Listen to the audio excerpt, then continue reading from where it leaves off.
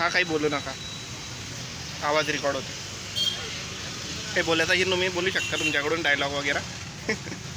हा जो समोसा चाट आहे आपल्या दुकानावर सर्वात एकदम टेस्टी लागणारा अशी वस्तू आहे, जिच्याने कस्टमर एकदम धावत पडून आपल्या दुकानावर आहे. हे काय टाकताय?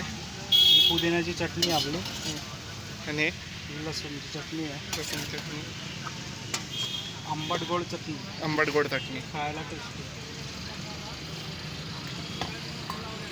आणि आपलं हे खट्ट तिखट मीठ पाणी, तिखट मिठं पाणी. खट्ट आणि तिखट. सर्वात महत्त्वाचा भाग काय? रगडा. रगडा आलूपासून बनतो ना. रगडा आलू वाटाणे आणि पिवळा पिवळा कसा काय असतो मग हा?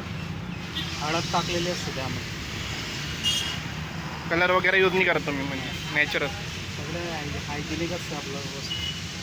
पाणीपुरी हायजेनिक, पाणी आरोचं वापरलं जातं. तुम्ही पाहू शकता थंड पाणी. थंड आहे.